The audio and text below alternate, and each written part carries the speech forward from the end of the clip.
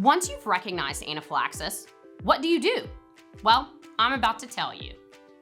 Epinephrine is the only medication that stops and treats anaphylaxis. Epinephrine, also known as Epi, is very safe. Epinephrine is actually already made in your body, but during anaphylaxis, your body needs an extra boost.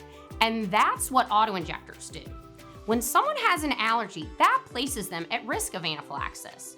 They're prescribed an Epi autoinjector, such as an EpiPen or Auvi-Q. Epi autoinjectors are prescribed based on a child's weight and come in 3 doses.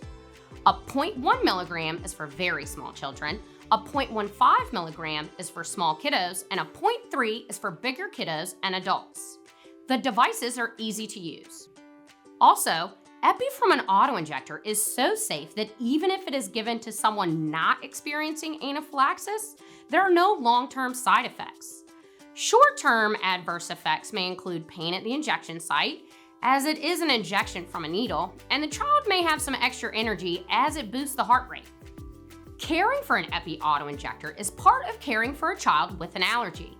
You should always know where the child's devices are located, whether you're in the house or going on an adventure outside. Make sure you keep the devices with you and in an easily accessible spot, like a backpack or a purse. The autoinjector needs to stay at room temperature. If you're uncomfortable, the Epi probably is too. It should never get too hot, like being left in a car, or too cold, like the fridge. While many devices come in cases, Epi should also never be left in direct sunlight. Also, be sure that the device is not expired. If it is, let the parents know immediately. Now, it's time to learn what to do when you recognize anaphylaxis and have to use epinephrine. First, it's important to stay calm when you recognize anaphylaxis. While anaphylaxis is an emergency, you have all the tools you need to have a good outcome. You've got this. Let's first talk about how to use an epinephrine autoinjector. Devices varying depending on the brand, but they also have many things in common. You'll want to make sure the child is laying flat on their back. No need to remove pants. Epinephrine autoinjectors work through clothing. Here are the 5 steps to use any Epi autoinjector. Number 1, remove the device from its carrying case. Number 2, remove the safety cap or caps. Number 3, place the needle end of the device against the outer thigh of the child. Number 4, apply pressure to the autoinjector. You'll feel and hear a click. This is the device being activated by pressure and the needle injecting the medication into the thigh. Hold that pressure for 2 to 10 seconds, depending on device. And number 5, remove the device. If you're in a situation where you are alone with the child, these are the steps you need to take to treat anaphylaxis. First, use the child's epinephrine. As soon as you recognize anaphylaxis and the sooner the medication gets to them, the sooner they start feeling better. Second, call 911. While epinephrine is safe, anaphylaxis is extremely serious and can be life-threatening. You and the child need backup from medical professionals. Third, contact the parents or guardians of the child.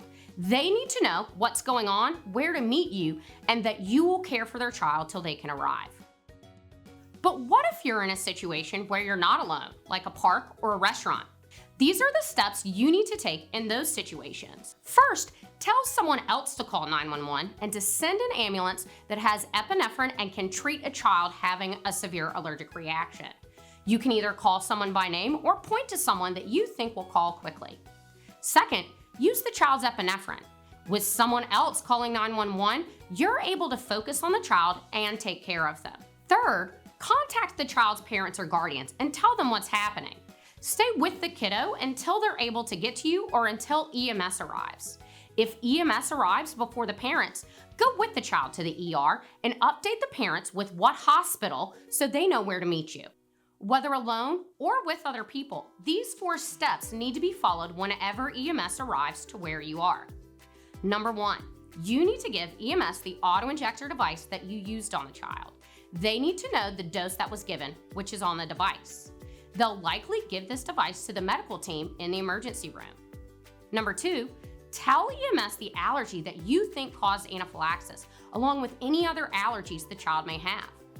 Number 3, tell EMS the signs and symptoms that you noticed in the child before giving Epi and what time these occurred. Number 4, tell EMS what time you gave the child epinephrine. All of this helps first responders know if the child needs more medication. Now you know how to respond to anaphylaxis. You've learned all about epinephrine and how safe it is, along with all of the steps needed to respond effectively to anaphylaxis.